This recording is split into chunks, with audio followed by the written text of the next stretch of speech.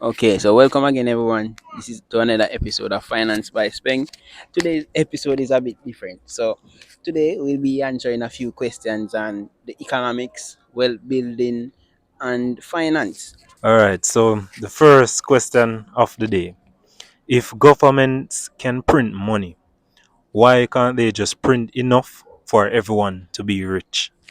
Okay, so that is an important question, and most person definitely wonder the same thing, but it has to do with scarcity and value, because the more money prints is the less value it holds. So if the government should print money for everyone, then money itself wouldn't have any value, and we can use examples of countries like probably Venezuela or Zimbabwe to compare with these analogies, because those countries are countries that printed money a lot and their dollars really don't hold any value. So probably one US dollar is about $1 million in Zimbabwe. Do not quote me on this, I'm just using it figuratively. Okay, so next question. Why does it feel like the rich gets richer no matter what the economy is doing? Okay, so the rich actually get richer no matter what the economy is, because with financial literacy, it teaches you that the rich invest in assets and not liabilities. So once assets are going up in price, despite what the economy may be, the rich will all automatically get richer because they invest in assets, and assets actually put money in your pocket instead of take it out. So no matter what the economy is, as long as you invest in assets, you will definitely continue earning. When others are doing badly, you are doing good. What role does financial education or the lack of it play in wealth inequality? Okay, so an engineer cannot design a car if he is not averse in engineering. An architect cannot design a house if he does not study architecture. So that is the same thing for wealth inequality. You cannot become wealthy if you are not financial literate. So in terms of the question, I do say that financial literacy is a foundation in building wealth. So if you're not financial literate, it is almost impossible for you to become wealthy. And it is sad to say that more than 70% of the population isn't financial literate, and that is why the gap between wealth inequality is so great.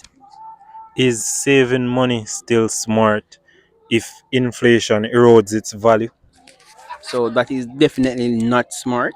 And the reason why I say it's not smart, it all ties up to financial literacy. So if you're saving money and it is losing its value, would you want to continue saving?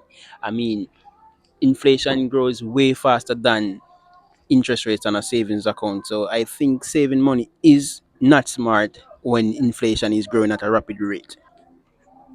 If everyone became financially literate, would the economy even work the same way?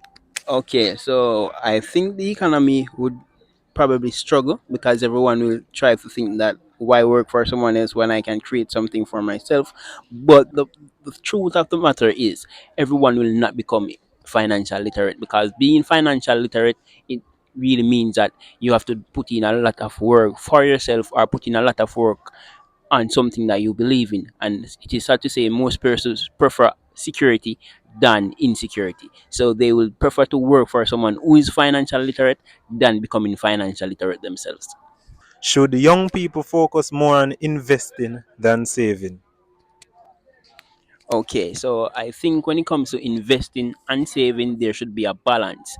But if I should hedge towards something, I would definitely say hedge toward investing, and not just investing, but good investing, because not all investments are what we would consider a good investment, but it is way more beneficial to invest than to save. So I would say there should be some balance, but you should focus heavily or more on investing than saving. It is always good to have some emergency funds put away that is easily accessed, but it is always better to have majority of your liquid assets or majority of your assets investing and appreciating. So now we'll ask a bit of philosophical and big picture questions. This question is about money and happiness.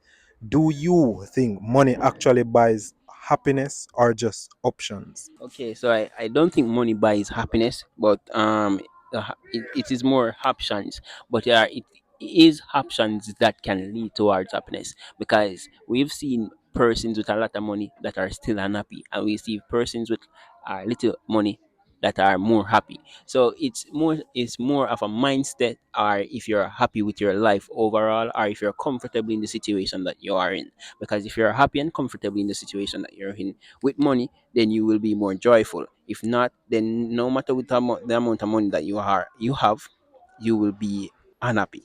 So essentially, you're saying that happiness really comes from being content with what you have and not necessarily the the level of which your wealth increases by. Yes, but I can definitely say that once, for me personally, seeing my bank account growing brings a level of happiness to me. So I do think money contributes to your happiness, but happiness is not essentially surrounded by money. All right, so that's all we wanted to ask today. Thank you for your insights. Okay, guys, and that is it for today. We will update you with the next session another time.